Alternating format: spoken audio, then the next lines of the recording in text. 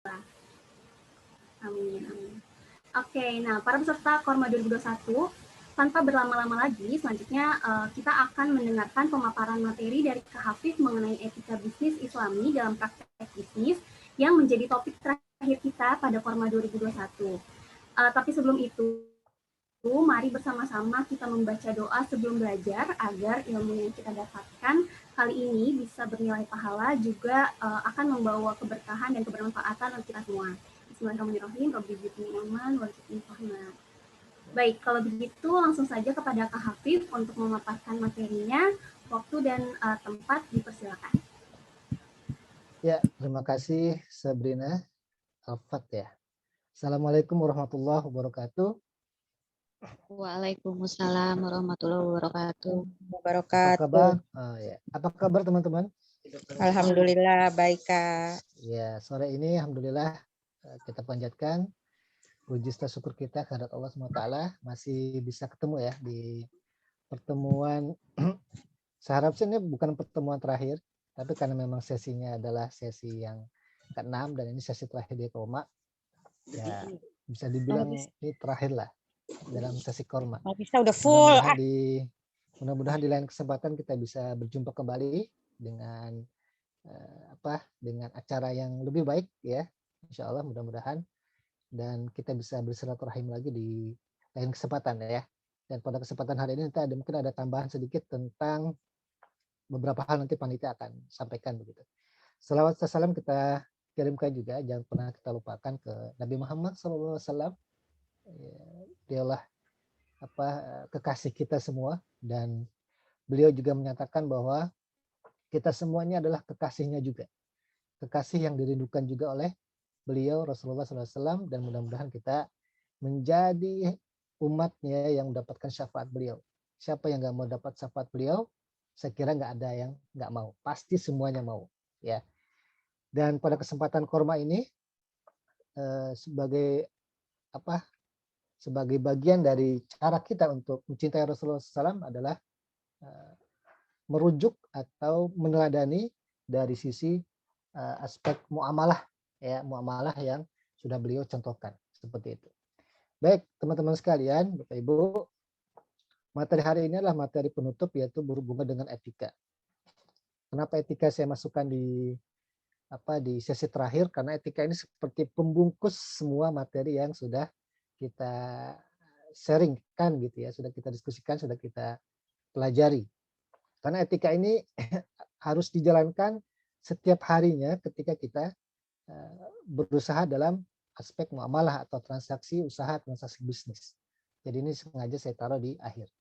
Dan insya Allah materinya juga lebih masuk ke praktis-praktis, nanti teman-teman bisa lihat dan bisa cermati nanti kira-kira yang cocok atau yang kira-kira relevan dengan apa yang kita alami sehari-hari, mungkin bisa sebagai contoh juga nanti.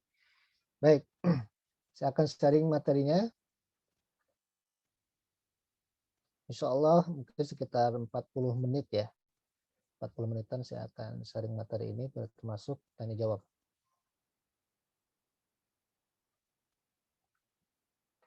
Ya. Materinya adalah tentang etika bisnis Islami dalam praktek bisnis. Ya. Kita bicara di materi awal, materi tentang bisnis secara umum ya.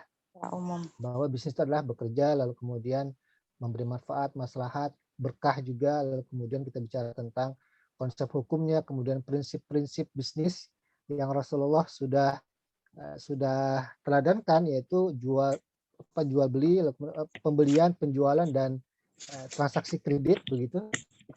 Lalu kemudian kita juga cerita tentang model-model bisnis, pengelolaan bisnis, ada mudharabah, lalu kemudian ada partnership, lalu kemudian ada sole partnership atau kita sebut dengan perusahaan perseorangan kalau di bahasa kekinian begitu. Lalu contoh-contoh praktek bisnis, yaitu bisnis produk barang, dan bisnis jasa. Karena secara garis besar memang bisnis cuma dua, bisnis produk dan bisnis jasa. Dimanapun kedua hal itu biasanya ada. Lalu kemarin terakhir kita bicara tentang marketing syariah sebagai tools pelengkap, sebagai supporting tools tanpa marketing kita nggak mungkin bisa menginformasikan, mensosialisasikan apa-apa yang kita tawarkan, apa yang kita punya. Seperti itu. Kemarin juga kita bahas tentang values dari marketing syariah yang ini akan terus berkembang terus gitu ya, sejalan dengan perkembangan ekonomi Islami dan ekonomi yang berbasis keilahiyahan ya, berbasis ketuhanan dan berbasis spiritual. Nah, sekarang kita akan tutup dengan etika bisnis Islami dalam praktek bisnis. Apa yang akan kita bahas? Ada 3 hal. Pertama, secara umum, overview secara umum tentang etika bisnis Islami, lalu kemudian etika bisnis Islam di pedagang pasar, begitu, lalu kemudian di pedagang makanan, dan terakhir tentang etika persaingan dalam bisnis Islam. Seperti itu. Kita mulai dari overview dulu ya. Saya nggak bosan-bosan mengulangi dan merefresh terus ya, supaya kita lebih tertanam dalam benak kita tentang bahwa Islam itu adalah agama yang universal. Bahasa agama itu adalah syumul, syumuliyah. Ada lagi yang bilang kafah, ada yang bilang kafah, ada yang syumul. Bahasa umumnya orang bilang universal. Universal berarti komprehensif, ya, semuanya diatur di sana dan dia tidak lekang zaman, tidak lekang tempat, ya. Di kapanpun dan dimanapun ajaran Islam ini tetap relevan, ya, tetap relevan. Cuman masalahnya kadang-kadang tuh kita nggak sampai ya, atau belum menemukan ajaran Islam yang memang cocok dengan yang sekarang. Contoh misalkan dulu nggak ada jual beli online, zaman Rasul mana ada, gadget nggak ada, provider nggak ada, Telkomsel nggak ada, Indosat nggak ada. Siapa yang membuat? Nggak ada. Tapi dengan teknologi, berkembang teknologi, dan itu merupakan sebuah fitrah, sebuah sunatullah, perkembangan zaman dan perkembangan dari manusia sehingga ada teknologi, sehingga ada jual beli online. Dulu belum dihukumi jual beli online, tapi dasar hukumnya ada. Dasar usul hukumnya ada, dasar pokok hukumnya ada, sehingga kemudian didiskusikan oleh para ulama, para pakar, ya, para expertise di bidang ini, lalu kemudian diberikan sebuah istimbat hukum istilahnya, pengambilan hukum dari hukum asal jual beli. Contoh kemarin udah kita bahas, jual beli online itu boleh dengan syarat dan ketentuan yang berlaku. Tanda bintang ya, bisa ada tanda bintang tuh, asterisk, itu syarat dan ketentuan yang berlaku jual beli online. Ternyata boleh. Jadi kalau misalkan mau jual beli online, nggak usah khawatir, silakan. Tapi itu ada syarat-syaratnya. Nah, teman-teman bisa lihat kemarin, nanti kan kita share semua materinya yang sudah kita bahas, khususnya ada tentang jual beli online. Nah, Islam adalah agama universal dan bisnis merupakan salah satu bagian dari kehidupan umat manusia. Ya, nah, bisnis itu adalah salah satu alat kita bisa berinteraksi secara sosial.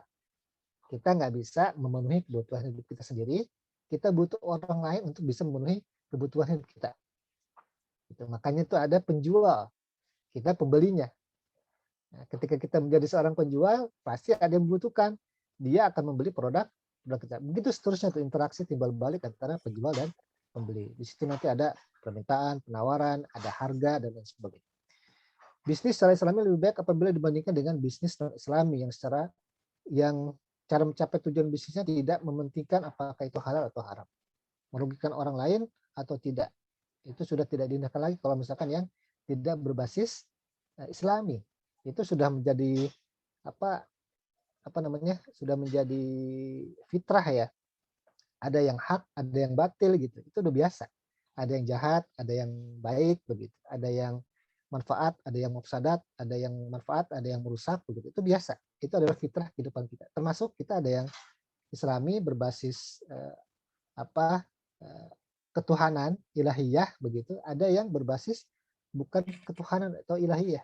Nah, ini biasa. Nah, tugas kita adalah bagaimana Islam yang syumuliyah ini atau syumul ini bisa terpatri minimal kepada diri kita supaya kita juga menjadi bagian dari orang yang memperjuangkan tentang bisnis secara Islami atau syariah yang insya Allah diberkahi. Amin. Kita akan langsung bahas tentang etika. Saya coba cantumkan etika secara umum dan etika secara khusus dari sisi Islam. Kalau lihat dari kamus ya, etika itu berasal dari kata ethos. Itu dari bahasa Yunani berarti kebiasaan atau custom. Kalau lihat dari bahasa kamus Webster ya, etika itu adalah terjemahannya itu karakter istimewa, sentimen, tabiat moral atau keyakinan yang membimbing seseorang, kelompok atau institusi. Kalau yang lebih tegas lagi di sini saya cantumkan etika merupakan studi sistematis tentang tabiat, konsep, nilai baik, buruk, harus, benar atau salah dan lain sebagainya, dan prinsip umum yang membenarkan kita untuk mengaplikasikannya atas apa saja.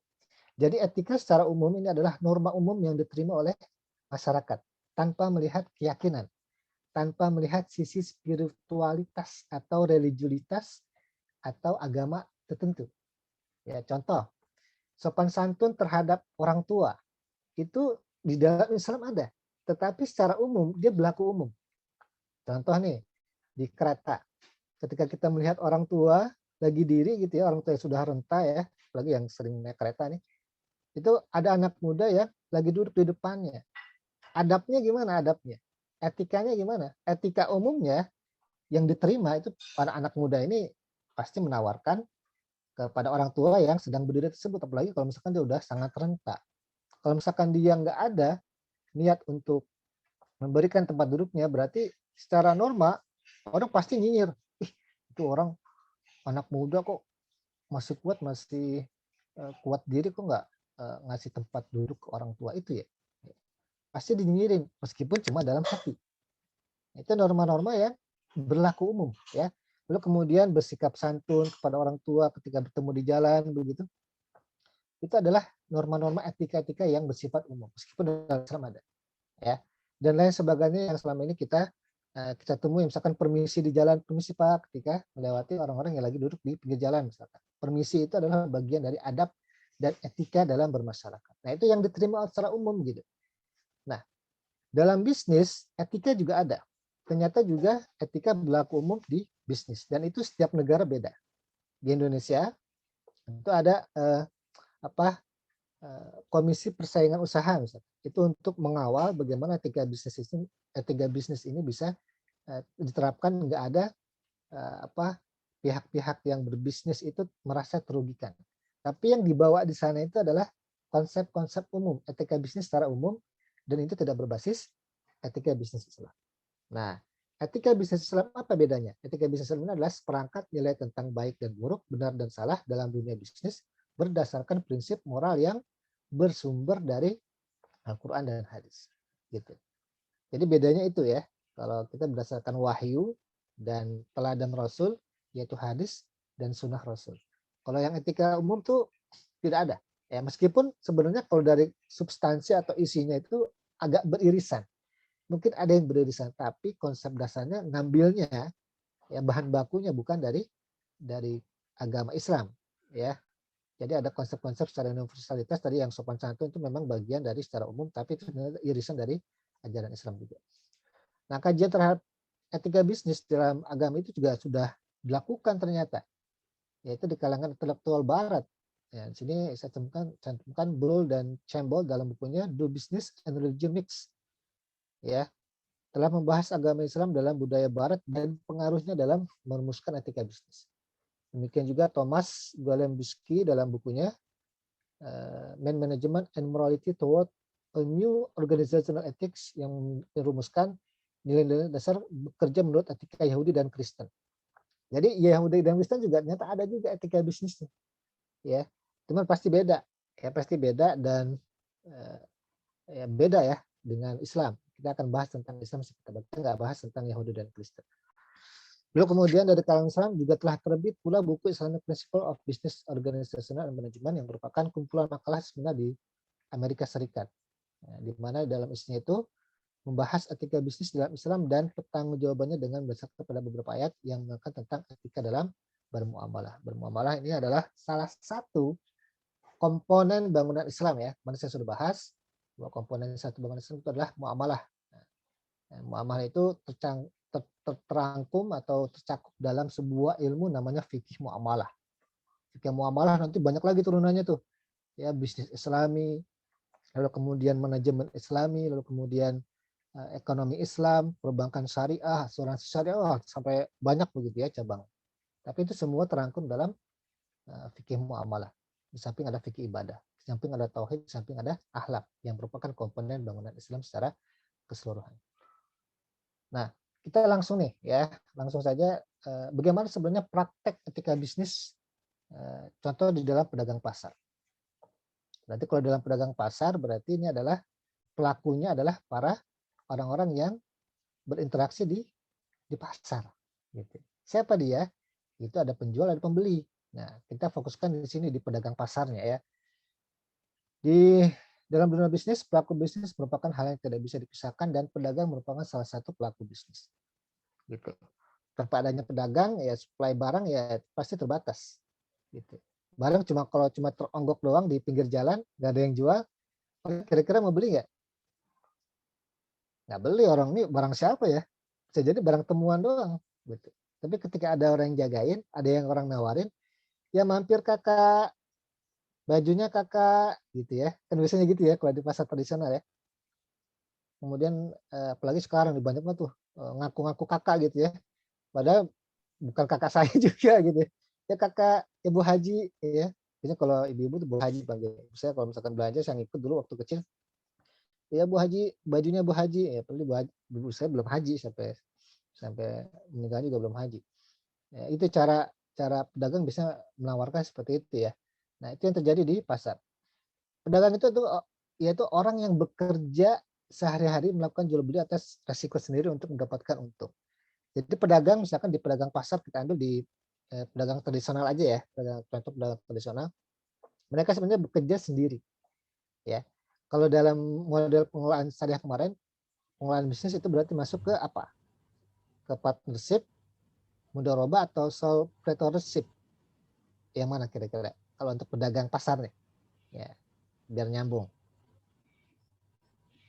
Jenisnya masuk di mana tuh? Kalau pedagang pasar yang jualan sayur tuh ibu-ibu, mama tuh. Ada tomat, ada ada cabai, ada buncis dan lain sebagainya. Itu dia masuk ke sole proprietorship, mudharabah atau partnership kira-kira. Mayoritas. Perseorangan ya, sole proprietorship. Nih, jadi mereka punya modal sendiri, beli barang sendiri, mereka ngatur sendiri itu displaynya, lalu mereka pasarkan sendiri, mereka jual beli di sana, mereka nawarkan, mereka dapat duit, untungnya mereka simpan, lalu kemudian mereka belikan lagi dan begitu seterusnya setiap hari, yaitu sole proprietorship. Nah, dalam berdagang untung merupakan suatu hal yang terpenting. Untuk mendapat untung inilah kadang para pelaku bisnis melakukan hal-hal yang tidak beretika. Caranya itu macam-macam ya.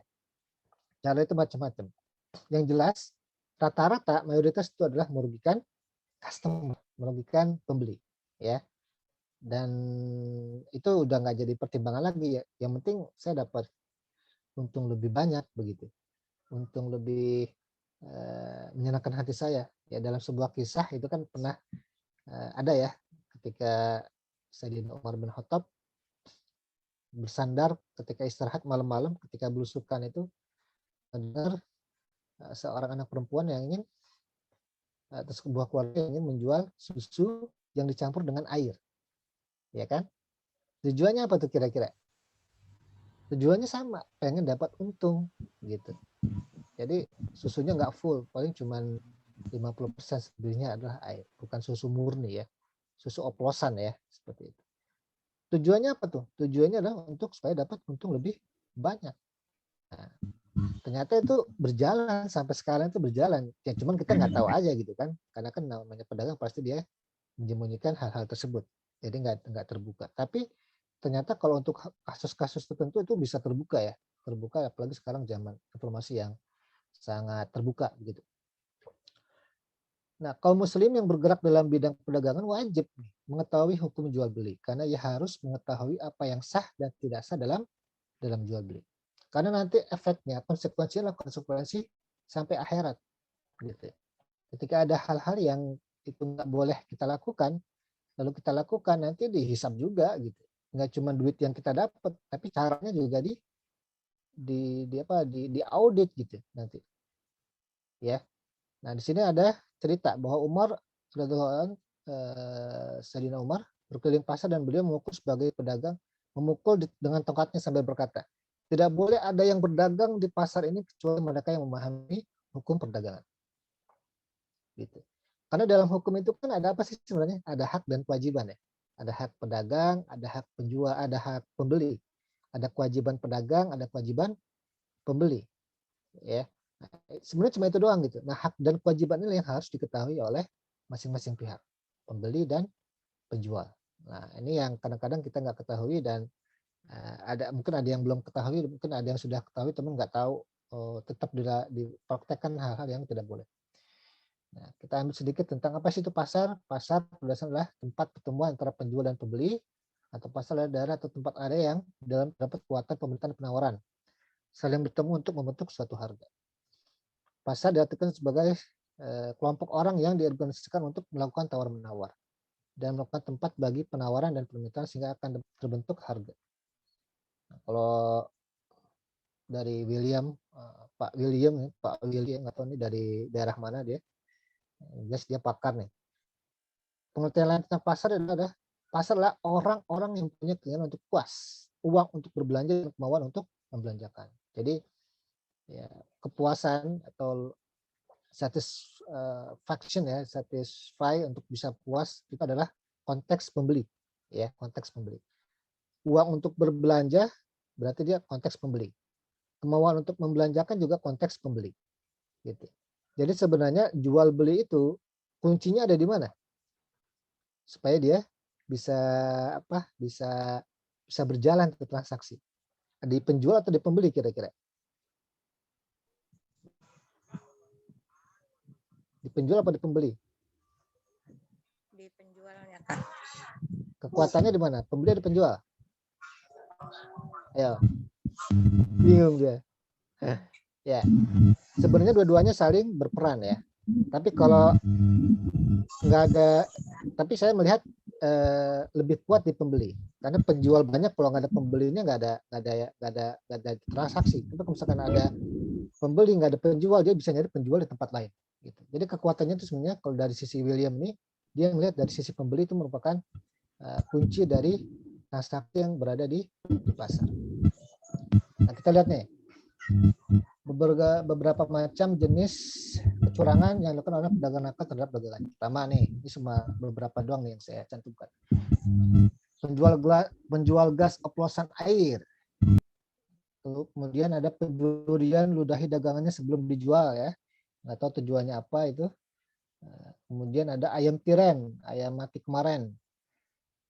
Disuntik dengan bahan kimia supaya bisa terlihat lebih masih segar ya. Kemudian timbangan milik pedagang ikan yang curang begitu. Lalu kemudian nah ini ya, saya baru tahu juga nih. Toko ikan ya pasang mata mainan pada ikan yang dijual. Memang orang bisa melihat ikan segar itu kan dari matanya ya, Bu Zidan ya. Kalau matanya tuh jernih gitu ya, nggak layu gitu, makanya masih segar tuh. Nah, kalau mata mainan kan segar terus ya. Tuh. Hitam putihnya kelopaknya masih segar, nah, itu dipakai tuh luar biasa ya. Bayangkan tuh kalau lagi dimasak, atau kita makan tuh matanya. Wah, itu kan dari plastik ya, dari plastik bahan-bahan kimia itu bahaya sekali. Nah, ini yang dilakukan oleh pedagang nakal. Ya. Bisa jadi karena dia logikanya mereka pasti tahu bahwa ini nggak boleh. Tapi itu tadi tuntutan untung ekonomi yang buat mereka gelap mata ya. Nah, itu jadi PR kita semua.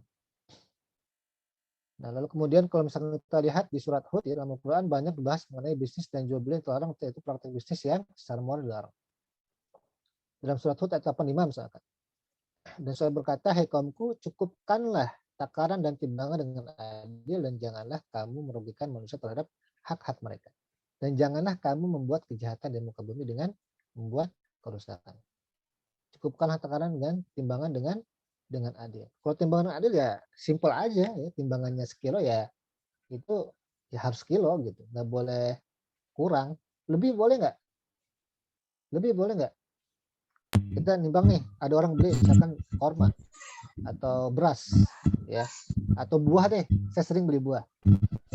Saya beli buah misalkan 1 kilo, ya 1 kilo. Harga per kilonya misalkan 20.000 ya, 20.000. Nah, ditimbang digital tuh biasanya. Biasanya kalau timbangan digital itu kan kadang-kadang nggak pas banget ya. Nggak pas banget.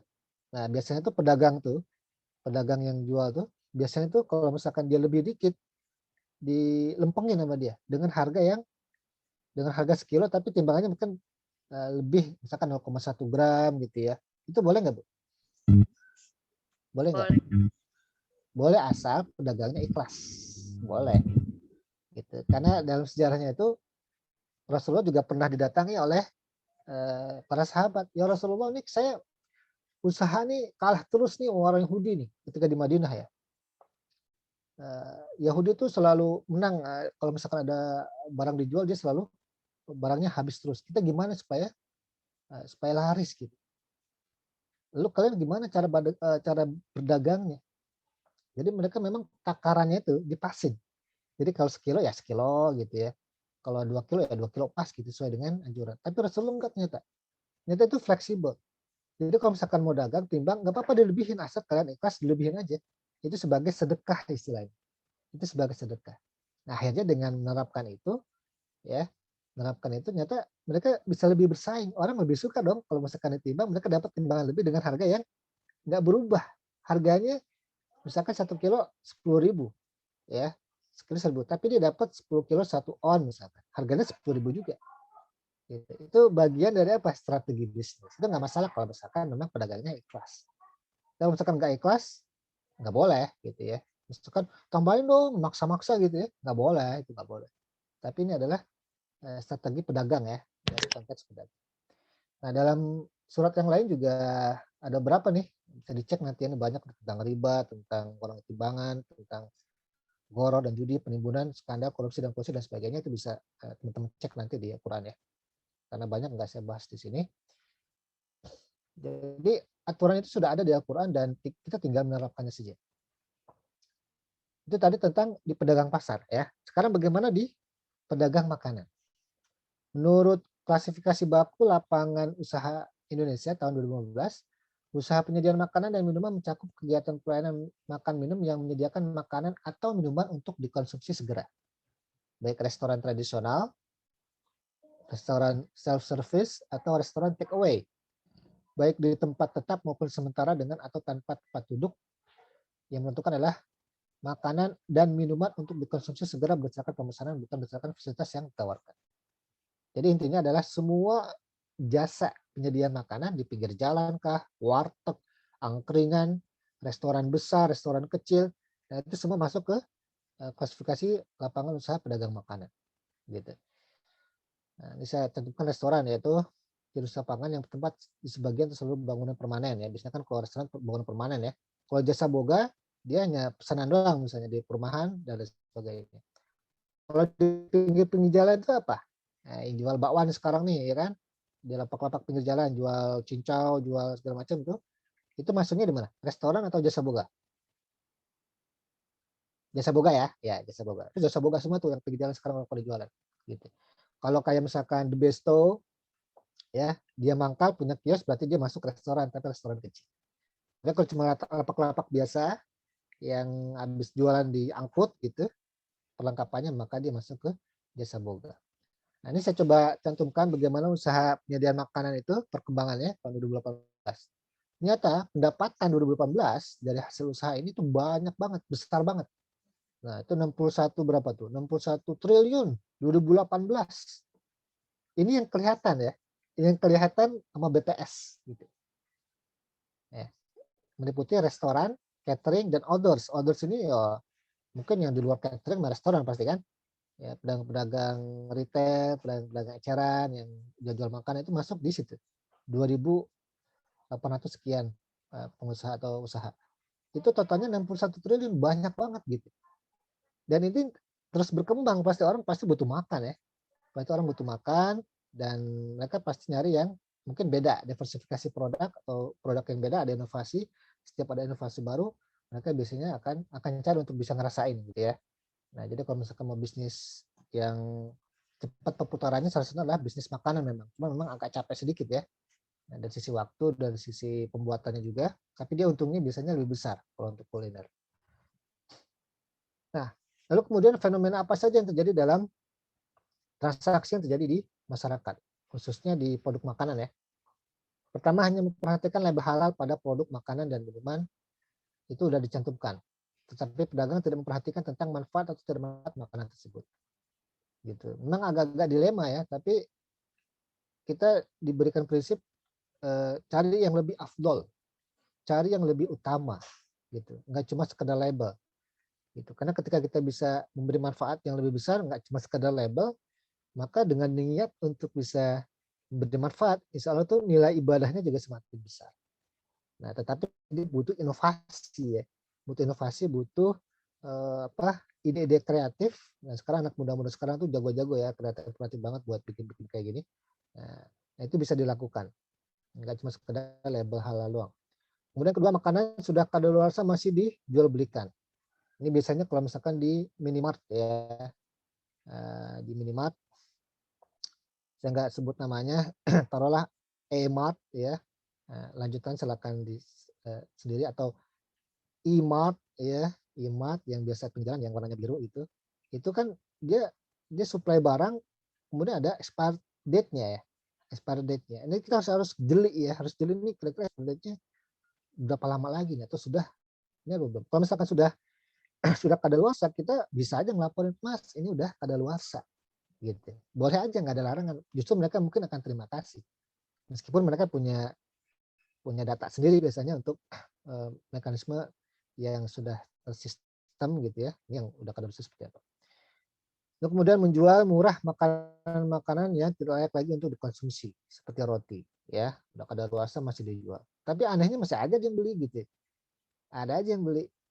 Nah, itu kan ya serba salah juga ya. Kita udah jaga-jagain, ternyata masih aja ada yang beli. Akhirnya keracunan gitu. Akhirnya pengaruh terhadap kesehatan. Nah, itulah Indonesia ya, negeri 62 ya, positif 62 seperti ini ya. Itu kita mudah-mudahan nggak kayak gitu. Ini sudah sempat saya bahas fenomena tentang gimana Rasulullah SAW ketika jalan-jalan ke pasar gitu ya untuk inspeksi. Beliau masukkan tangannya ke dalam tumpukan makanan. Makanan ini adalah korma ya. Beliau mendapati jari-jari beliau basah. Apa ini wahai pemilik makanan? Makanan tersebut kena air hujan Rasul. Mengapa kamu tidak meletakkannya bagian atas makanan agar manusia dapat melihatnya? Barang siapa menipu maka dia bukan dari golongan kami. Gitu. Jadi ini menipu, ini bagian dari nanti kita akan bahas tentang tadlis. Tadlis itu adalah tentang menipu. Nah, ini untuk pedagang makanan. Memang bagusnya itu kita fair ya, fair, mana yang buruk, mana yang masih baik gitu ya, masih baik, mana yang sudah buruk. Itu yang adilnya seperti itu. Jadi orang bisa milih. Dan kita bisa jelaskan ini udah tinggal berapa lama lagi expired, ini yang masih lama. Gitu. Jadi mereka bisa milih. Kalau kayak gini kan mereka nggak bisa milih. Mereka tahunya adalah itu bagus semua. Taruhlah misalkan satu keranjang itu adalah 50 kilo atau 5 kilo ya. Ketika dia lihat di atasnya itu adalah bagus-bagus semua gitu ya, setengahnya itu bagus di atas, dia menyimpulkan, mengasumsikan bahwa semuanya bagus. Diambil semuanya 5 kilo, ternyata di bawahnya busuk. Itu penipuan. Apalagi kalau misalkan ini bagus semua nih, kata penjualnya gitu ya. Ini bagus, bisa lihat Bu, ini manis segala macam gitu. Nah, itu ditambah lagi dosanya. Udah produknya udah cacat gitu. Kemudian dia bohong ya. Nah, itu tambah lagi dosanya, nambah double. Ya. Lalu kemudian bagaimana etika Islam dalam berdagang? Ada perangkat ketentuan yang harus dipenuhi dan dipatuhi oleh setiap orang yang hendak melakukan perdagangan. Pertama, waktu. Kegiatan berdagang diperbolehkan sepanjang tidak dilakukan dalam waktu dilarang ya. Nah, contohnya saat khutbah Jumat sedang berlangsung ya. Nah, lagi khutbah atau di luar ada yang jualan gitu ya. Diskon besar-besaran menjelang Lebaran. Nah, itu bisa diusir satpam biasanya ya. Itu nggak boleh. Lalu kemudian pelaku perdagangan, penjual dan pembeli harus memenuhi syarat akil dan balik untuk dapat melaksanakan transaksi perdagangan. Persyaratan ini dimasukkan untuk melindungi keduanya dari tindakan penipuan dan tindakan lain yang merugikan. Jadi nggak boleh tuh transaksi sama orang gila, nggak boleh Bu. Mau Bu transaksi sama orang gila? Pernah nggak transaksi sama orang sakit jiwa Bu? Jual beli? Enggak ya? Lalu kemudian kalau transaksi sama anak kecil gimana Bu? Boleh nggak Bu? Boleh. Yang belum balik. Selama itu nggak merugikan si anak, is okay. Kalau merugikan si anak nggak boleh, ya. Karena kan anak itu belum balik ya, dia belum bisa membedakan antara baik dan buruk, gitu kan? Nah kita yang udah gede udah tahu yang mana yang baik yang buruk, ya udah kita lindungi dia dengan sesuatu yang baik. Gitu. tempat. Di tempat baik yang memungkinkan penjual dan pembeli dapat melakukan tawar-menawar. Nah, tetangga saya nih ya, sekarang tuh orang banyak yang mungkin pernah lihat jual beli transaksi di masjid. Itu hukumnya gimana ya? Ada yang tahu nggak? Jual beli masjid di masjid. Jadi masjid itu kan ada masjidnya, ada terasnya, ada halamannya ya, dikelilingin pagar. Ya, dia bukan di luar pagar tapi di dalam pagar. Nah, kira-kira itu gimana, Bu? Boleh nggak? Nggak boleh, Kak. Nggak boleh. Iya, Ini siapa nih? Bu Zidan ya? iya. Di Jatinegara banyak tuh. Sering saya. Jadi ada orang jualan di teras masjid. Dulu waktu saya di Bogor kuliah juga ada juga yang jualan di teras masjid. Boleh nggak tuh, Bu? Selagi tidak mengganggu ibadah mungkin boleh, Ustaz. Selagi tidak mengganggu ibadah, boleh Boleh. gitu ya. Nah, kita bisa lihat hukumnya misalkan itu ada kalau dalam buku karangan Abdurrahman Syekh Abdurrahman Al-Jaziri ya, dia seorang ahli fikih di kota Mesir ya. Dia punya buku namanya buku yang berhubungan salah satu dengan muamalah ya. Muamalah tapi 4 mazhab. Beliau ini punya mazhab Hanafi. Tapi dia ngarang buku tentang muamalah tapi semua mazhab dicantumin sama dia. Salah satunya bab tentang jualan di masjid. Jadi kalau kayak mazhab Hanafi dan Maliki itu jualan di masjid itu makruh hukumnya. Makruh berarti dibenci, bukan haram ya, tapi makruh, dibenci. Lebih baik enggak, gitu maksudnya gitu. Kalau mazhab Syafi'i dan mazhab Hambali itu mengharamkan malah, Bu. Enggak boleh. Jualan di masjid haram. Transaksi di masjid itu haram. Tapi kalau Imam Syafi'i, dia punya keringanan selama itu tidak mengurangi atau menghilangkan kehormatan masjid, masih boleh. Nah, sekarang kondisi sekarang bagaimana kira-kira? Misalkan nih pernah jalan-jalan nggak ke Masjid Cut Mutia? Masjid Cut Mutia tahu? Di Menteng ya, Bekasi. dekat stasiun Gondang Dia. Itu kan di dalam itu Oh, ada dagang tuh di halaman masjidnya, Bu. Di halaman masjidnya tuh pedagang. Kenapa dia boleh? Karena halaman masjidnya itu bukan dijadikan tempat sholat. Tapi kalau dijadikan tempat sholat pasti nggak boleh. Jadi kalau itu nggak dijadikan tempat sholat, itu masih diperbolehkan. Masih diperbolehkan. Tapi memang afdolnya tidak melakukan transaksi. Kalau di dalam masjid boleh nggak? Di dalam masjidnya, di dalam nih tempat sholat, itu nggak boleh. Sepakat ulama nggak boleh. Misalkan lagi tempat sholat gitu ya, di dalam gitu, di ruang utama sholat, transaksi jual beli apa gitu nggak boleh tuh. Tapi kalau kalau ngasih seserahan boleh nggak? Seserahan kan suka ada akad nikah tuh, seserahan boleh nggak di dalam masjid? Ya, kalau itu boleh, karena itu bukan transaksi, itu bukan transaksi jual beli, itu hadiah ya, hadiah atau hibah itu nggak apa-apa ya. Baik, itu sekedar tambahan dari saya. Nah, kemudian sini ada kriteria makanan halal. Nah, tidak semua makanan itu boleh kita nikmati karena ada yang halal dan ada yang tidak halal. Nah, di sini ada ayatnya nih, kalau nggak salah saya tentukan. Itu dalam surat Al-Baqarah tuh ada tuh, dan surat Al-Maidah juga ada. Mereka menanyakan kepadamu Nabi Muhammad, apakah yang dilakukan bagi mereka? Katakanlah dihalalkan begini yang baik-baik dan buruan ditangkap oleh binatang buas yang telah kamu ajar dengan melatihnya untuk berburu. Kamu mengajarkan menurut apa yang telah dilakukan Allah kepadamu, maka makanlah dari apa yang ditangkapnya untukmu dan sebutlah nama Allah atas binatang buas itu waktu melepaskannya dan bertakwalah kepada Allah sebenarnya Allah maha cepat hisabnya. Nah, ini ketika makan makanan buruan ya dengan syarat-syarat tertentu hukumnya halal. Meskipun yang memburu itu anjing, tapi kalau dia udah dilatih menurut aturan syara gitu, kemudian dapat buruan misalkan kijang kan halal ya. Kemudian yang memburu itu misalkan serigala atau anjing dengan syarat-syarat tertentu, salah satunya adalah menyebutkan nama Allah atas binatang buas itu, maka itu halal gitu ya. Tapi nggak tahu kalau di Jakarta mah nggak ada ya, berburu rusa nggak ada ya. Di daerah-daerah juga nggak ada ya. Kemudian di daerah-daerah tuh kebanyakan disembelih ya, udah jadi, kita tinggal nikmatin aja ya. Kita nggak usah melihara anjing, yang usah lah ya gitu. Baik. Nah, di sini ada manfaat mengkonsumsi makanan dan minuman yang halal. Pertama, ya pasti terjaga kesehatannya ya. Karena biasanya yang halal itu adalah thayyib ya. Ya, halal itu thayyib. Kemudian yang kedua, mendapat ridho Allah karena memilih jenis makanan dan minuman yang halal. Dalam sebuah hadis dikatakan ada orang yang berdoa gitu ya, berdoa, ya Allah kasih saya rezeki, kasih saya kebaikan yang banyak, tapi makanannya haram, tapi minumannya haram. Bagaimana mau dikabulkan oleh Allah SWT? Jadi makanan yang haram, minuman yang halal itu bisa sebagai hijab atau penghalang doa, gitu. Hijab dan penghalang doa. Jadi kalau misalkan sekarang kita doa banyak gitu ya, kok lama banget dikabulin ya. Itu mungkin mesti dicek tuh kira-kira ada makanan haram nggak yang masuk nih ke dalam tubuh kita. Kalau misalkan ada ya tinggal istighfar, kita cek, ya, kita tobat lalu kemudian kita perbaiki. Yang ketiga adalah memiliki akhlakul karimah karena telah menaati perintah Allah sekaligus terhindar dari akhlak tercela. Gitu. Karena makanan haram itu bisa diwariskan ke darahnya ke anak-anak, ke keturunan gitu. Jadi kalau misalkan banyakkan makanan haram, maka wajar kalau misalkan mungkin ya salah satu efeknya adalah anak nggak bisa diatur, nakal, begitu dan sebagainya. Dan itu mesti diperbaiki dengan ngasih ditimpa lagi dengan makanan yang halal sambil bertobat kepada Allah SWT. Jadi akhlak, ridha Allah dan kesehatan insya Allah terjamin ketika kita mengkonsumsi makanan dan minuman yang halal. Nah, di sini saya cantumkan tentang urgensi kehalalan produk ya.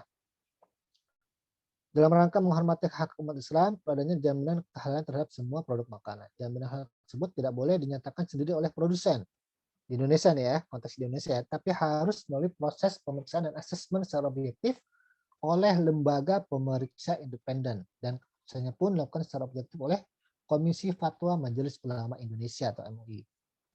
Nah, ini beberapa manfaat label halal. Pertama, memiliki USP, unique selling point.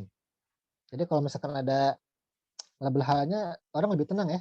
Apalagi yang ada label MUI ya, MUI halal gitu. Itu pasti lebih tenang. Boleh kalau misalkan kita jalan-jalan ke luar negeri, ke Thailand, ke Singapura yang dia bukan negara mayoritas Muslim, itu orang Muslim pasti pusing tuh kalau nggak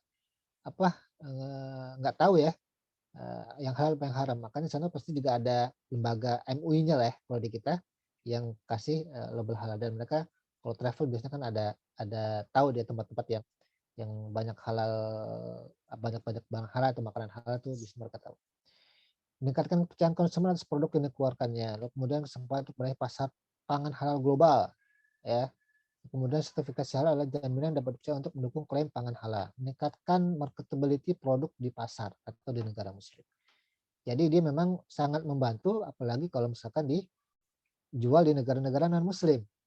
Ada label halalnya, insya Allah itu market banget ya, marketable banget begitu. Ya. Oke. Nah, kemudian dalam jual beli guys, memenuhi rukun dan syarat jual beli. Selain dari itu, secara khusus hal-hal yang dilarang dalam jual beli nih, ada poin-poin yang banyak banget nih, ya. Larangan menjual atau membeli barang yang tidak dapat dihitung pada waktu penyerahan barang. Jual beli tersebut sama dengan penipuan. Kemudian jual beli dengan batil. Maksudnya jual beli dengan batil itu contohnya apa? Jual beli ketika orang lagi nawar nih, kita datang, Pak saya beli itu Pak ya, harganya segini, mau nggak? Nggak boleh tuh. Orang lagi nawar-menawar lalu kita selap begitu, bahasa sekarang selap untuk beli, nggak boleh. Lalu kemudian jual beli terpaksa. Terpaksa berarti ada yang maksa, ada yang dipaksa, itu nggak boleh. Jual beli sandiwara, nah, nanti kita lihat ya apa yang disebut dengan jual beli sandiwara, nanti kita lihat istilahnya apa. Nah, kemudian larangan banyak bersumpah dalam jual beli. Ya dikit-dikit demi Allah, dikit-dikit sumpah, dikit-dikit, waduh itu kayaknya ada something wrong di sana ya, itu nggak boleh. Larangan jual beli di masjid, nah tadi saya sudah sempat bahas. Larangan jual beli saat azan Jumat, larangan menimbun, menyembunyikan cacat, mencegah pembeli dan penjual di jalan, nanti juga kita bahas sedikit di sini. Larangan berbisik, kemudian larangan menuai barang yang tidak dapat diserahkan, lalu kemudian larangan jual beli atas pembelian saudara, jual beli barang kredit dengan penambahan harga, masuk ke riba. Nah, ketika kita sudah tahu misalkan perdagangan yang baik ya, perdagangan yang baik sesuai dengan aturan-aturan yang ada, baik itu aturan positif maupun aturan agama. Nah, kita berinteraksi ya nggak cuma dengan pembeli. Kalau misalkan konteks kita penjual, kita juga berinteraksi dengan sesama penjual. Begitu. Ada yang dagang produk yang sama ataupun yang beda. Ya. Kalau di pasar itu kan banyak yang dagang ya, banyak produk, banyak jasa juga di sana. Nah, berarti kita ada lagi nih etika. Di samping etika berdagang sebagai penjual atau mungkin etika pembeli sebagai pembeli, kita juga ada etika persaingan juga, diatur juga oleh Islam ini. Gitu. Pelaku bisnis yang baik adalah mereka yang selalu ikhlas memberi semangat dan kehangatan terhadap mitra bisnis dan karyawan dan konsumennya. Kehangatan mereka akan membawa interaksi positif dan mendorong setiap karyawan dan mitra bisnis sehingga terjalin kerjasama yang menguntungkan. Gitu. Intinya adalah etika persaingan adalah untuk menjaga interaksi supaya tetap damai, tidak ada konflik, tidak ada konflik sosial gitu. Karena kalau ada yang dirugikan ya, kalau di pasar itu kan tahu sendiri ya, orang kadang-kadang nggak tensinya naik gitu ya, sensi banget kalau di pasar ya. Harga naik sedikit, dagangnya kurang laku dengan harga yang orang jual lebih tinggi itu bisa berantem tuh, ya kan, bisa berantem. Lagi di pasar, oh iya. Makanya itu harus kita atur tentang persaingan. Kalau di Indonesia itu ada komisi persaingan usaha ya, baik untuk usaha yang apalagi untuk usaha-usaha besar yang kapitalisasinya atau modalnya juga besar. Saat ini banyak persaingan tersehat dalam upaya penguasaan pangsa pasar semakin memberatkan para pengusaha kalangan bawah yang kurang memiliki kemampuan bersaing dengan perusahaan-perusahaan besar. Nah, ini sudah terjadi ya, pasar tradisional kalah dengan pasar modern, bahkan yang minimat modern. Makanya ini jadi PR juga, mudah-mudahan nanti kebijakan ke depan itu perusahaan tradisional diperhatikan juga di samping usaha-usaha yang retail yang modern ya. Nah, ini adalah beberapa prinsip usaha yang tidak sehat, riba ya. Udah tahu riba ya, nanti teman-teman bisa lihat sendiri. Lalu kemudian ini tadi list yang tadi saya sebutkan, menyembunyikan cacat barang ketika Rasulullah ke pasar ya. Nah, kemudian memasukkan tangannya ke produk barang. Kemudian ada goror, taruhan. Contoh goror ini salah satunya adalah di daerah-daerah itu ada yang misalkan saya beli ini ya rambutan, padahal belum matang, belum saatnya panen saya beli ini ya. Bulan depan panen saya beli. Tapi saya belinya sekarang, saya kasih duitnya sekarang. Nanti panennya bulan depan. Itu nggak boleh. Gitu. Kemudian ada saya beli anak ayam yang lagi dikandung oleh ayamnya. Ya.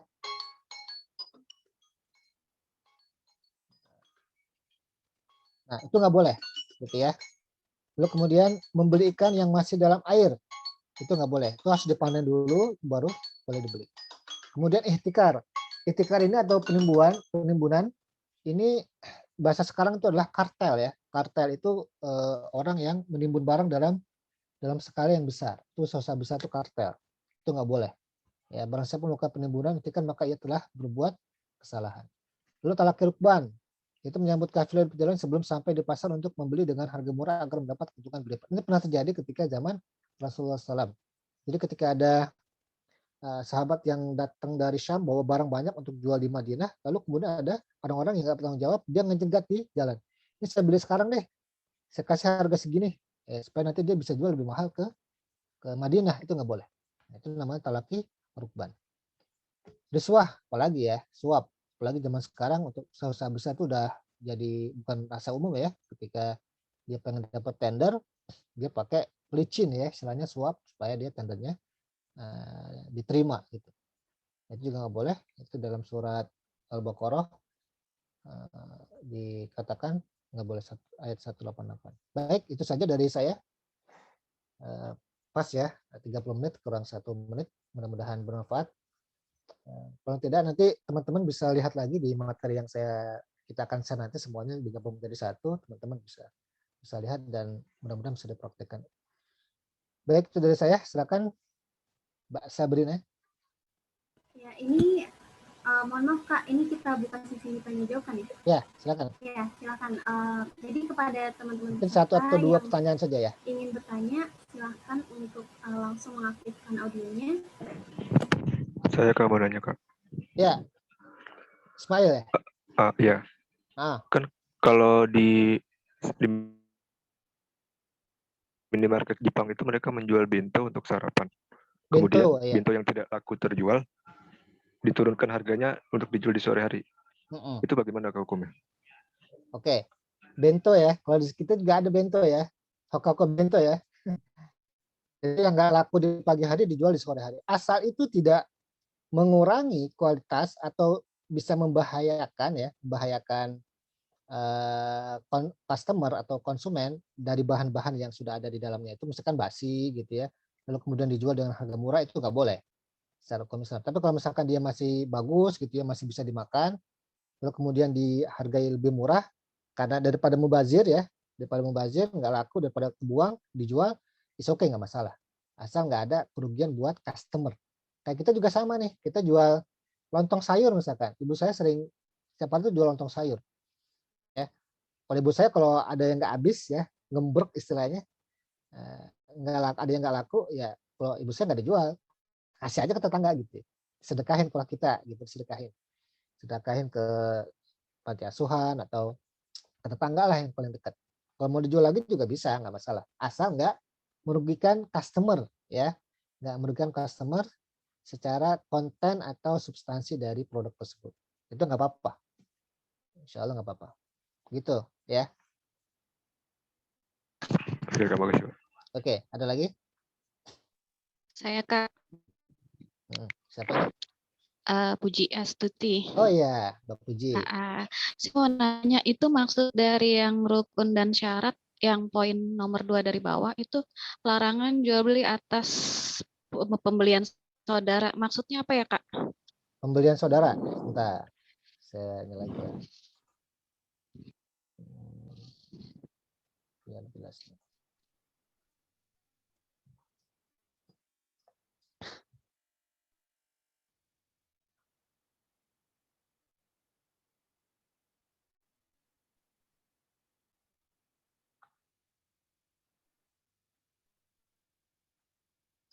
Larangan jual beli atas pembelian saudara ya.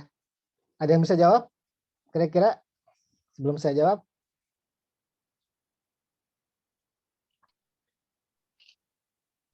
Ayo. Larangan jual beli atas pembelian saudara ini maksudnya apa? Iya, saya nanya itu maksudnya apa. Nggak, maksudnya saya nanya ke yang lain, nggak ke Ibu. Oh. Ada yang tahu? Ini maksudnya ini sebenarnya nepotisme, Bu.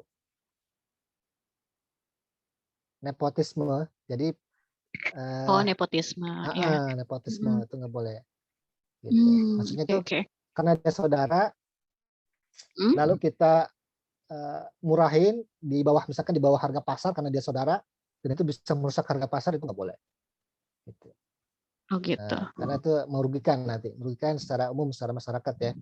Karena itu ada hubungan saudara, dia punya khusus gitu ya, punya apa, pelayanan khusus ya, itu nggak boleh. Kecuali dia punya apa sih istilahnya, sembunyi-sembunyi itu apa? Maksudnya japrian doang gitu. Tapi kalau misalkan di pasar umum gitu ya dijual, ini saudara saya punya harga lebih murah, nggak apa-apa, itu nggak boleh. Itu bisa merugikan yang lain. Ya. Oh, oke. Terima kasih. Oke. Ya. Ada lagi? Saya, Kak. Siapa? Dia. Yes. Ya, kalau transaksi hedging gimana ya, Kak? Hedging. Mungkin banyak belum tahu nih, hedging itu maksudnya apa tuh tadi? Sebelum saya jelasin. Hedging tuh misalnya transaksi jual beli mata uang asing ya. Misalnya nih posisinya dolar terhadap rupiah sekarang 14.500 gitu kan.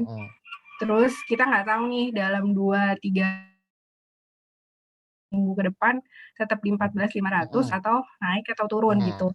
Sementara kita butuh uangnya untuk misalnya let's say seminggu ke depan gitu. Nah itu biasanya bank punya fasilitas hedging. Jadi ditawarkan, oke, kita deal di 14.502 let's say. Nanti seminggu lagi kalau ternyata rate-nya di atas itu ya bank yang nanggung kerugiannya. Kalau rate-nya di bawah itu perusahaan yang nanggung kerugiannya. Itu boleh? Ya. Kemarin udah sempat saya bahas sedikit tentang jual beli online tuh, nyangkutnya ke jual beli online. Jadi salah satu syarat jual beli itu kan sebenarnya ada penjual, pembeli, ada barang, ada akad ya, ada akad. Nah, ketika akad itu terjadi, itu secara kalau dulu belum ada online itu kan offline ya, itu satu tempat. Jadi kalau misalkan saya ada pembeli, ada penjual di depan saya, ada barang di depan saya. Itu secara hukum asalnya seperti itu. Lalu kemudian ada dari OKI, Organisasi Konferensi Islam itu bilang, selama itu barangnya jelas, lalu kemudian dalam satu waktu itu nggak apa-apa ya. Online itu kenapa dihalalkan, dibolehkan karena transaksinya kan dalam satu waktu. Misalkan saya pesen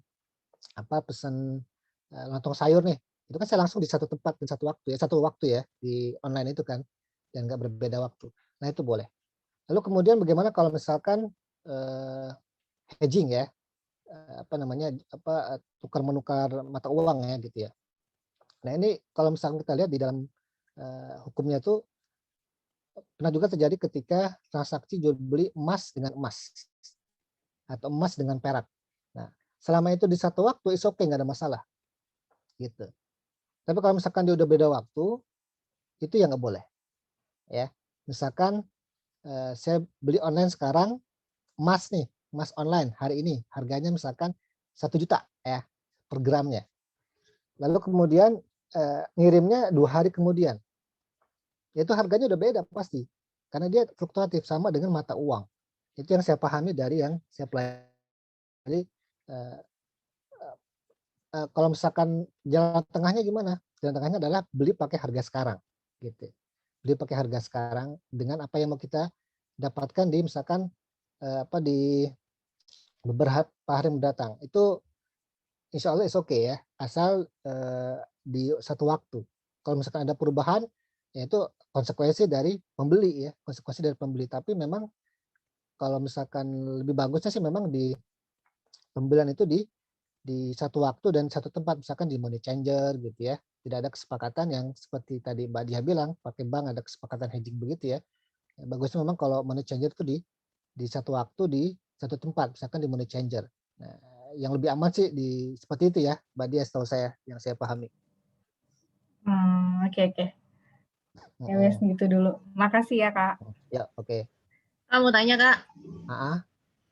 Menyambung yang tadi jawaban dari Mbak Dia, saya pernah baca di lupa gitu artikel gitu tentang jual beli emas. Apa benar kita tidak boleh transaksi dengan menggunakan debit? Transaksi menggunakan debit dengan? Jadi pembayarannya dengan debit boleh transaksi antar bank, tapi dengan langsung transfer online. Iya, karena itu tadi, karena satu waktu langsung. Jadi debit emang benar nggak boleh ya? Iya. Oke. Karena kan kalau debit itu kan nyampainya mungkin bisa besok ya. Iya benar. Kalau misalkan transaksinya besar ya. Jadi gitu ya alasannya. Tapi kalau misalkan kalau misalkan di bank itu kan ada namanya tuh ada RTGS, ada clearing ya. Ada clearing, ada RTGS. Kalau RTGS itu kan beda jam doang ya. Kalau clearing itu bisa 2-3 hari, itu nggak boleh. Karena itu bisa beda harga nanti. Karena kalau beda harga itu nanti jatuhnya riba, ada pertambahan nilai, itu nggak boleh. Siap. Terima kasih. Ya. Lagi? Saya boleh. Tapi oh, Kak Niken. Tadi sih mau menyambung yang etika berdagang di masjid yang pendapat ya. Iya, ada berbeda pendapat. Ya, saya jadi kepikiran ini ya, masalah transaksi online, bahwa sekarang tuh pasar tuh udah bukan di masjid lagi, tapi bisa kita bawa masuk ke di dalam HP kita, yaitu marketplace, terus WA bisnis dan lain-lain. Sehingga kurang jelas suaranya. Halo? Ya, gimana suaranya? Ya, oke. Jelas nggak? Jelas. Gimana?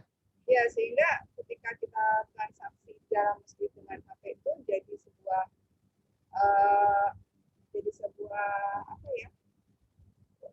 Kurangnya adab kita di dalam masjid gitu kan ya? Iya, benar.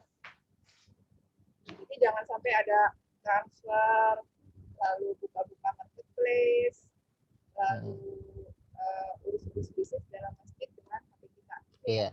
Iya, benar Kak Niken. Jadi Mbak Niken, jadi memang kita kan beragam itu kan nggak cuma sekedar fikih ya, itu ada adab, ada akhlak yang merupakan salah satu bagian dari bangunan keislaman kita yang sudah saya bahas itu dari materi kedua ya kalau nggak salah. Jadi adab akhlak juga bagian dari bangunan keislaman kita. Nah, saya sering banget tuh nemuin ya, tapi nggak tahu dia buka apa gitu ya. Ketika sholat Jumat itu kan nggak boleh ya melakukan aktivitas apapun makmum ya. Ketika sholat Jumat tuh nggak boleh. Negur orang lagi ngobrol itu juga nggak boleh. Gitu. Dijamin aja gitu. Tapi ada yang mungkin negur orang nggak boleh. Mungkin perkiraan dia main HP boleh dong. Gitu. Jadi lagi orang khutbah dia buka HP, baca HP sampai selesai khutbah gitu.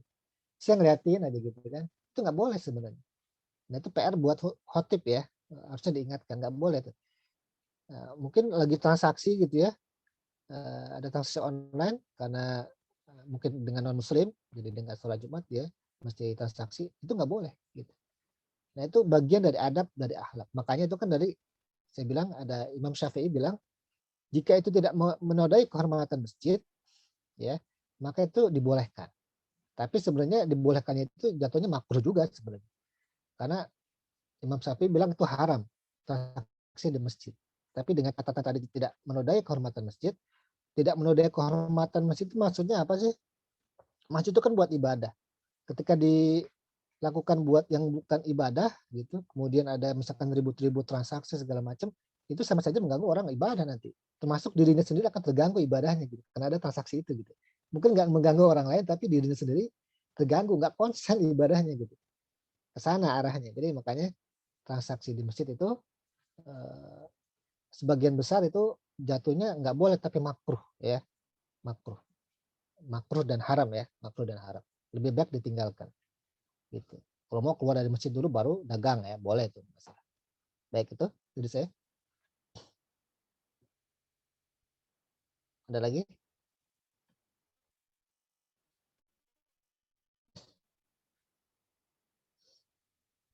Jadi intinya gini, kalau misalnya tadi saya nyambung lagi ya tentang Kak Dia itu ya, Mbak Dia ya. Jadi intinya adalah ketika kita transaksi, kemudian itu ada perubahan harga dalam proses transaksi dari produk yang diperdagangkan, itu nggak boleh. Itu nggak boleh. Karena itu jatuhnya nanti ada tambahan. Nah, tambahan itu riba ya, itu nggak boleh. Karena pasti kalau misalkan dia naik, itu harganya naik, itu merugikan pembeli kan. Kalau harganya turun, dia merugikan penjual. Maka di situ ada ketidakpastian masuknya ke goror, ketidakpastian atau ketidakjelasan. Makanya kalau transaksi itu langsung di on the spot. Ya, on the spot tukar harga berapa udah transaksi di sana. Sesuai dengan harga yang terjadi di waktu yang sama begitu. Oke, itu aja ya mungkin ya dari saya. Sesi saya silakan untuk sesi selanjutnya mungkin ini udah lewat 43 menit, mungkin agak delay sedikit ya kan ada dua sesi lagi yang mudah-mudahan nggak terlalu mengganggu teman-teman ya. Karena ini penutupan nggak apa-apa ya, delay sedikit lah ya. Insyaallah ya. Silakan Mbak Sabrina. Ya, baik karena pemaparan dan sesi tanya jawabnya sudah cukupkan karena keterbatasan waktu, mungkin saya bisa sedikit menyimpulkan mengenai materi kita hari ini. Jadi etika itu bisa diibaratkan seperti pembungkus semua materi yang sudah kita pelajari sebelumnya nih, karena etika adalah hal yang paling penting dalam menjalankan muamalah sesuai dengan ajaran Rasulullah. Etika bisnis Islam sendiri merupakan seperangkat nilai baik dan buruk, benar dan salah dalam dunia bisnis berdasarkan pada prinsip moral yang bersumber dari Al-Quran dan hadis. Tadi juga sudah dibahas mengenai pengertian bisnis Islami, lalu ada juga etika bisnis pada pedagang pasar dan pedagang makanan, dan juga etika persaingan dalam bisnis Islami. Dan sebelumnya juga sudah dibahas bahwa dalam berdagang ini harus memenuhi syarat seperti syarat waktu, yaitu kayak tadi contohnya misal pada saat khutbah Jumat, lalu ada pelaku perdagangan yang juga harus memenuhi syarat akil dan balik dan syarat tempat terjadinya perdagangan. Termasuk juga kita harus memperhatikan kejelasan dan kehalalan barang yang diperdagangkan. Jadi pada intinya dalam berbisnis ini, meskipun kita ingin mendapatkan keuntungan, jangan sampai kita sebagai para pelaku bisnis kemudian melakukan hal-hal yang tidak bermoral, tidak sesuai dengan etika, dan tentunya tidak sesuai dengan nilai-nilai Islam, agar kemudian muamalah yang kita lakukan tetap senantiasa diridhoi dan dirahmati oleh Allah. Nah, alhamdulillah pemaparan materi terakhir kita di Forma 2021 ini telah berakhir. Semoga ilmu dan segala kebaikan yang kita dapatkan pada sore hari ini bisa bermanfaat dan diterapkan bagi teman-teman yang mungkin ingin atau bahkan sudah memulai bisnisnya, dan semoga pada akhirnya itu semua bisa menjadi ladang pahala untuk kita semua. Dan sebelum kita mengakhiri sesi kita pada sore hari ini, diingatkan kembali untuk para peserta untuk mengisi link presensi yang saya kirimkan di kolom chat. Ya, link presensinya sudah dikirimkan. Jadi jangan lupa diisi. Nah, sambil mengisi presensi, selanjutnya akan ada pengenalan profil GK oleh Kak Niken, yang akan dilanjutkan juga dengan pengenalan acara dari GK oleh Kak Afla dan kakaknya. Mungkin langsung saja kepada Kak Niken terlebih dahulu, dipersilahkan Kak. Ya, baik, terima kasih Kak Sabrina. Assalamualaikum warahmatullahi wabarakatuh.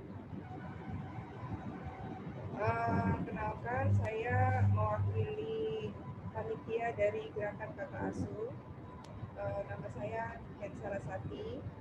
Saya di sini, namanya apa ya? Saya bingung. Pokoknya yang suka ini deh, yang suka dibikin menghubungi adik-adik yatim dari GK gitu ya. Ya, jadi kami minta izin waktunya sebentar untuk menyampaikan profil GK, di mana GK ini adalah sebuah komunitas yang basisnya ada di Durensawit, Jakarta Timur dan sekitarnya. Saya izin share screen ya.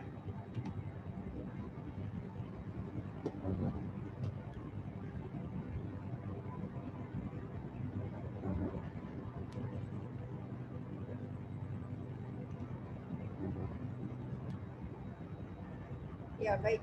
Jadi saya buat cepat saja karena setelah ini ada teman saya yang lain yang ingin menyampaikan hal yang lebih penting lagi sebenarnya dari program GK ke depannya. Jadi GK ini didirikan kira-kira tahun 2014, di mana kami ini hadir dari kelompok pengajian Quran, yang dimana kami di sana setelah mengaji dan disampaikan nilai-nilai Islam di sana, kami merasa sepertinya kalau ngaji aja tuh tidak cukup deh. Kita harus memberikan sesuatu, kita merasa harus ada rasa kontribusi untuk sekitar kita. Sehingga dengan itu kami ingin berusaha untuk mengumpulkan dana sedekah, dana infak dari teman-teman, dari lingkungan kami, dan orang-orang yang percaya pada kami gitu ya. Nah, insya Allah ini adalah kalau masalah kenapa anak kami memilih anak yatim, banyak sekali keutamaan untuk menyantuni anak yatim, diantaranya dari surat Al-Ma'un ayat 1-7, lalu dari sebuah hadis yang menyebutkan barang siapa yang ikut sertakan seorang anak yatim di antara dua orang tua,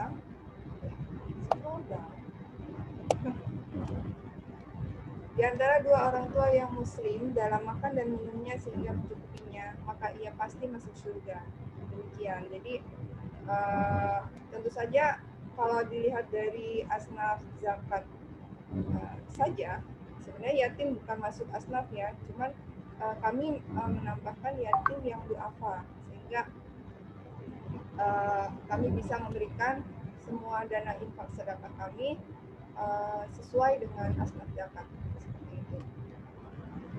Ya, ini seperti yang tadi saya sampaikan, kami ingin memberikan kontribusi pada lingkungan kami dengan dana infak sedekah yang dipercayakan melalui orang-orang sekitar kami.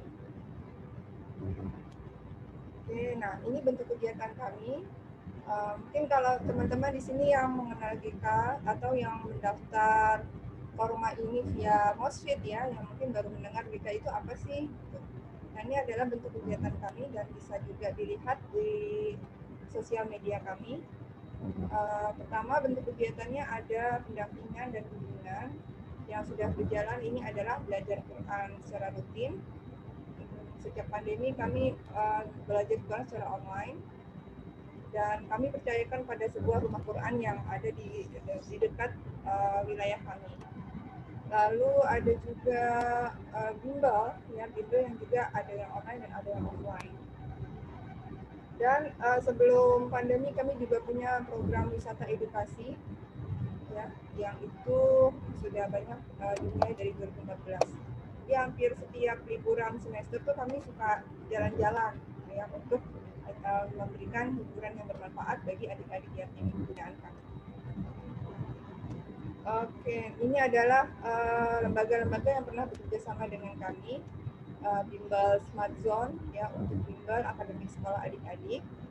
Lalu Rumah Quran Zaid bin Sabit itu di daerah Bulan Sawit.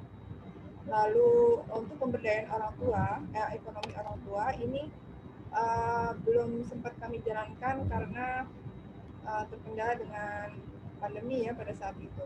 Jadi ketika kami sudah mau memulai, harus di-cut di tengah jalan. Oke, saya buat. Nah, kalau misalnya kakak-kakak mau dikenal lebih jauh, ini adalah orang-orang di belakang GK. Di sini ada kakak Lisa Eviani, ada kakak Riza, ada kakak Dia, lalu ada kak Ratna Trihari. Silakan kakak, say hi to us.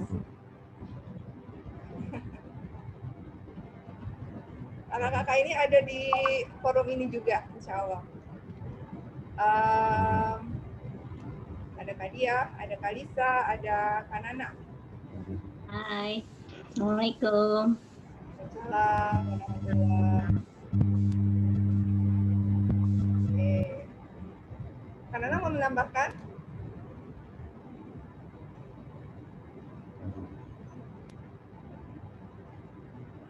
Ini kegiatan pembinaan orang tua bertemakan lingkungan, ya, lingkungan hidup, di mana kami mengajak orang tua untuk membuat kompos di rumah masing-masing. Lalu ini juga ada kegiatan adik-adik, kami ajak adik-adik pelatihan membuat sabun dan sabun cair alami, ya. Waktu itu acaranya di ini apa? Komplek Kota Tua, Jakarta Kota. Lalu ada juga ini daur ulang sampah plastik konsepnya. Dan ini wisata ke Kota Tua tahun 2015. Duh, kalau ngeliat kayak beginian, suka kangen sih, kangen banget. Sejak pandemi itu kita susah, ya, untuk keluar kemana-mana, ya. Ya, nanti kakak-kakak mungkin di sini ada yang berminat untuk ikut wisata kami, boleh sekali. Ini waktu itu ada acara main bareng di sekitar BKT Duren Sawit dan jalan-jalan ke Museum Iptek Taman Mini September 2015. Lalu ini acara event pertama kami. Ini ada wisata ke Museum Layang-Layang, kalau tidak salah di daerah Lebak Bulus, ya. Daerah Lebak Bulus, ini acara pertama kami, kalau tidak salah sekitar 25 sampai 30 anak yang ikut. Sejak ini kami terus alhamdulillah rutin mengadakan wisata edukasi ke adik-adik. Demikian dari kami secara singkatnya. Lalu setelah ini kami akan meneruskan sebuah program selanjutnya dari GK yang akan disampaikan oleh kakak relawan kami. Ini kakak-kakak dari Sabi Pakai. Ini adalah sebuah lembaga profit sih, ya, profit, tapi mereka punya jiwa non-profit yang luar biasa. Mereka bersedia untuk membantu kami secara full dengan mengumpulkan donasi untuk event kami selanjutnya. Silakan kepada Kak Afla dan Kakak Kania untuk melanjutkan. Terima kasih.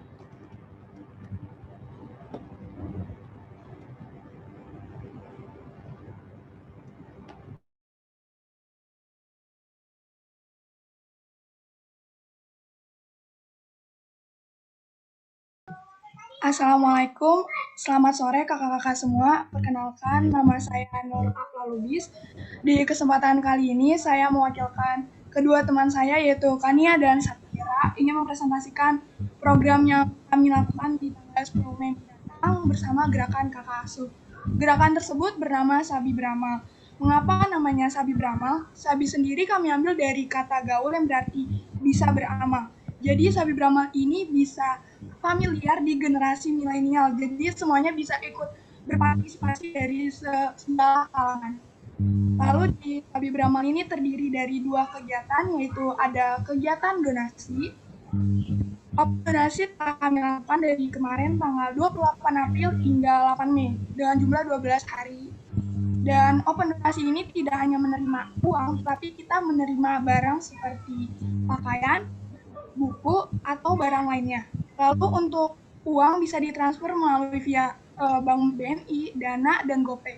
Dan bagi kakak-kakak yang tertarik untuk ikut berpartisipasi dalam kegiatan kami bisa men-scan kode yang berada di layar atau linknya akan diberikan melalui chat serta pertanyaan apabila kakak-kakak memiliki pertanyaan bisa men-chat kami di 088 90 31 57 16. Itu saja yang bisa kami sampaikan. Kurang lebihnya mohon maaf atas salah kata. Dari sini kami berharap semoga kakak-kakak bisa ikut berpartisipasi dalam kegiatan kami Sabi Beramal. Wassalamualaikum warahmatullahi wabarakatuh.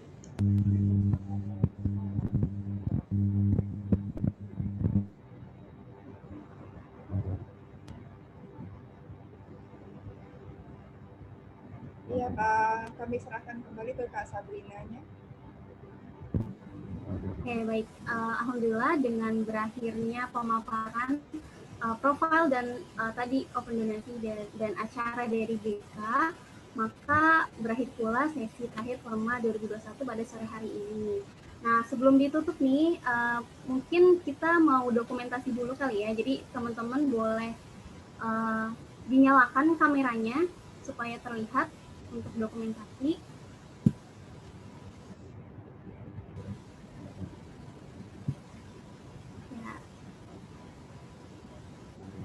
Ya, silakan bisa dibuka biar bisa kita tahu. Nanti kalau ketemu di jalan, wah ini Mas Ismail nih. Wah, ini Mbak Puji nih. Mbak Puji di mana domisili Mbak Puji? Di Klender, Kak. Oh, di Klender, deket ya. Mbak Yulis. Ya, silakan bisa dibuka bareng-bareng. Kita mau foto.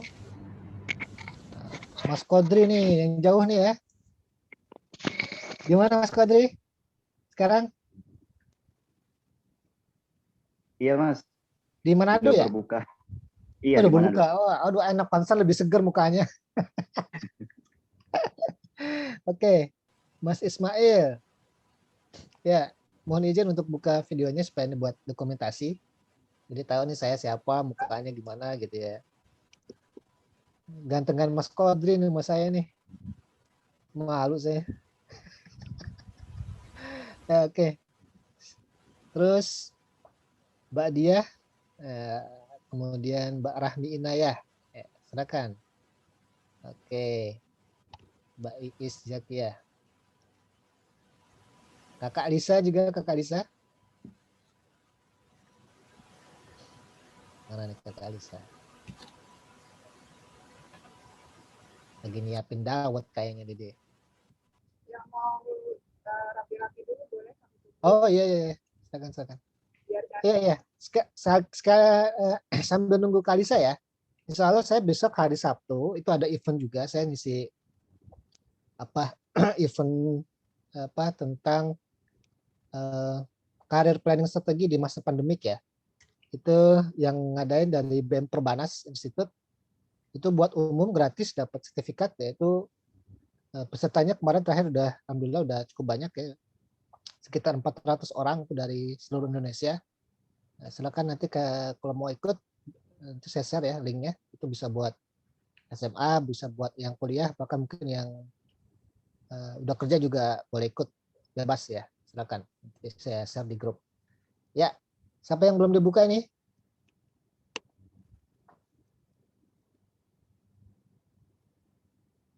Kakak Alisa kemana nih? Kak Dia juga. Kakak panitianya yang pemalu deh. Satu lagi. Iis Zakiyah, mana Iis Zakiyah? IS Zakia.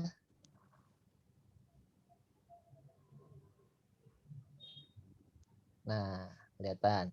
Oke, sudah ya. Sabrina boleh silakan. Pakai jempol ya, pakai jempol ya. Pakai jempol di tangan kanan ya. Oke. Siapa yang ngambil foto ini, Kak Niken?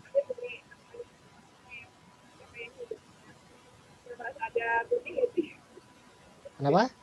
Sabrina aja, Sabrina. Iya, boleh. Oke, aku ambil ya. 1, 2, 3. Nah, sekali lagi mungkin. Dua jempol, dua jempol. Dua jempol. Ya, 1, 2, 3. Oke. Dah? Oke, baik, sudah. Sip. Oke, jadi alhamdulillah dokumentasinya sudah selesai. Dan sebelum benar-benar ditutup, ada beberapa informasi untuk para peserta. Mohon untuk disimak. Yang pertama, terkait e-sertifikat dan modul akan dikirimkan kepada para peserta, khususnya yang memenuhi kriteria, nanti dikirimkan sesegera mungkin oleh penyelenggara.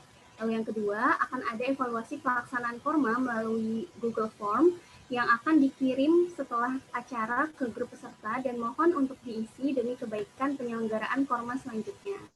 Lalu yang ketiga, WhatsApp grup peserta Korma resmi ditutup setelah sertifikat dikirimkan ke peserta dan akan diinfokan selanjutnya oleh admin grup.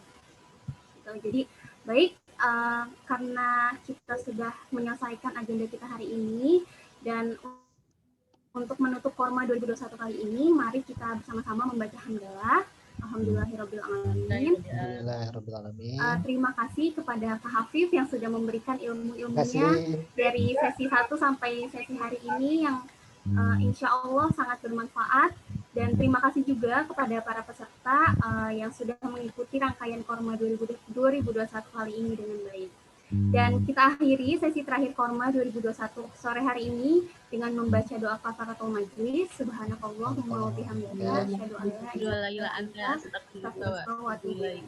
Akhir kata, saya selaku host pada sesi terakhir Korma hari ini pamit undur diri dan mohon maaf apabila terdapat kesalahan kata yang kurang berkenan selama berlangsungnya agenda kita sore hari ini. Sekali lagi terima kasih. Wassalamualaikum warahmatullahi wabarakatuh. Waalaikumsalam warahmatullahi wabarakatuh. Sampai ketemu lagi di lain waktu dan kesempatan.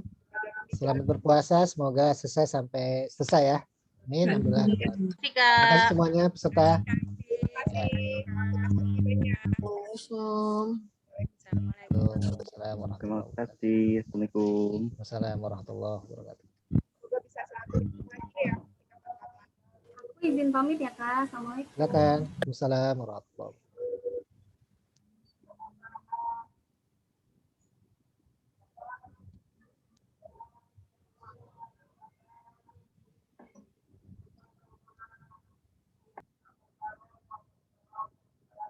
Oke.